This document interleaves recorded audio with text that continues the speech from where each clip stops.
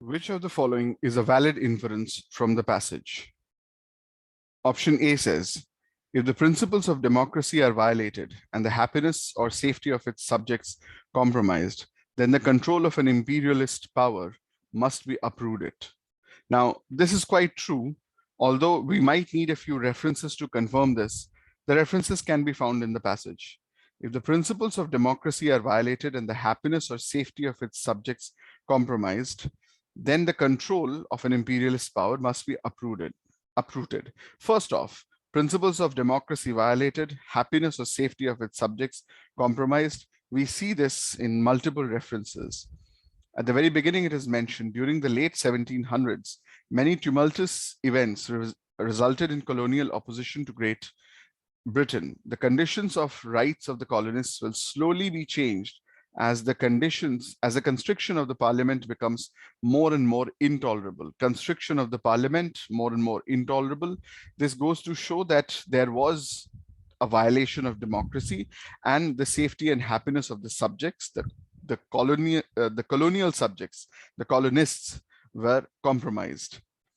We see that there is an opposition to the control by such an imperialist power. In this case, it is the Great Britain, but we are looking for an inference. So this is something we can infer from the passage. That is what the author is talking about. We see here in the second paragraph, it is mentioned, when the Declaratory Act was passed in March of 1766, many colonies were attempting to claim that they were seceding from England.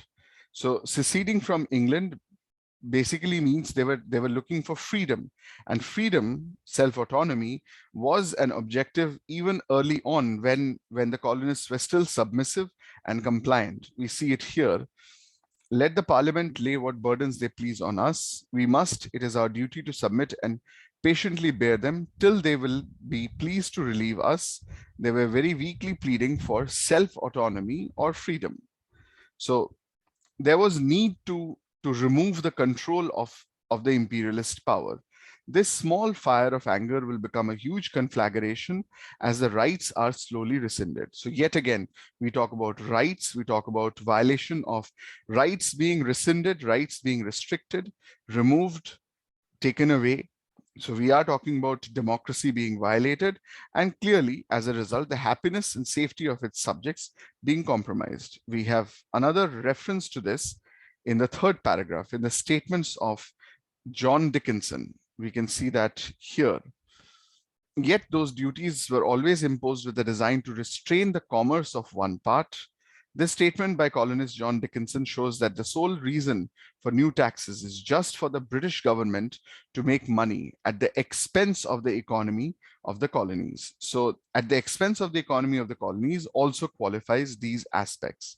Now, what we are talking about here is the British government. Let us assume for a moment that we don't know what an imperialist power is, but is this an imperialist power? Can we infer this? That we definitely can, because the passage makes repeated reference to the British being an imperialist power. We see it here. Later, we'll resist the British imperialism on the colonies. This actually gives us the definition of imperialism. Imperialism is a kind of governance where a government or a nation seeks to increase its power by expanding its territory, usually taking control of, usually annexing other nations, other territories, and making them their slaves, slave colonies. So the control of the imperialist power must be uprooted. And that's essentially what we are talking about here. Dickinson's comments were ubiquitous among the colonists and thus infuriated them to rebellion and the seizure of basic democratic rights. So they eventually rebelled against the British imperialist power and they seized basic democratic rights. So A is a valid choice. Option B says, whenever the rights of the colonial subjects of a government are restricted, the colonies must rise against the opposition to overthrow the government. There are two problems with this. The smaller problem, the minor problem, is that this makes an assumption in whenever. If is much better worded because we see if done here. If if an imperial power or if any kind of a nation takes an imperial or follows an imperial system which apes the British imperialism on the colonies, then there must be rebellion and a seizure of basic rights from the imperial power. But then to say that whenever the rights of colonial subjects of a government are restricted, first off, we're not talking about the essential government itself. We are talking about an imperial power. Second, whenever the rights of the colonial subjects, in that whenever there is an assumption, so whenever this happens, it must be true. That makes almost like a future prediction, which is not necessarily supported by the passage, because the passage clearly only talks about British imperialism. So A is better worded by this comparison. Now, we might say that this is inferential, so this is allowed. The second and the larger problem with this option is in this phrase: the colonies must rise against the oppression to overthrow the government. But we have seen at least this reference when the Declaratory Act was passed in March of 1766, many colonies were attempting to claim that they were seceding from England. They were not trying to overthrow the government of England. They were only seceding from England. So they were trying to overthrow the British control over their nations, over the colonies. They were only, the passage is only talking about overthrowing the control of an imperialist power. It is not talking about directly overthrowing the government itself.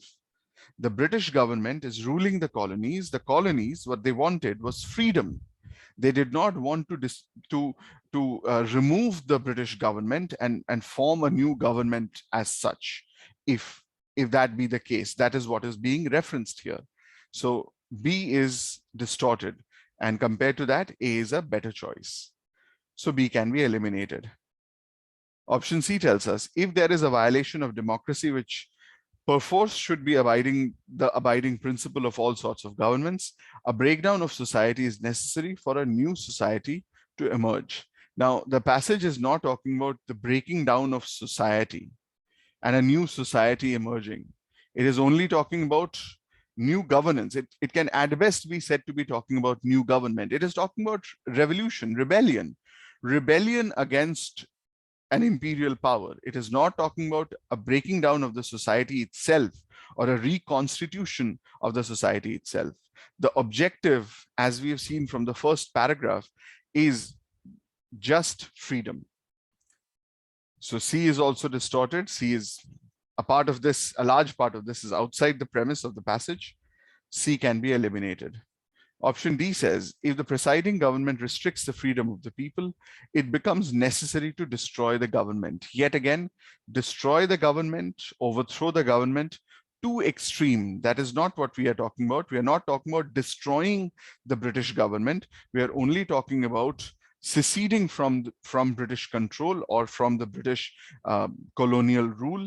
We are only talking about removing the colonial presence or the imperial presence from the colonies. So this again goes too far, the same as option B.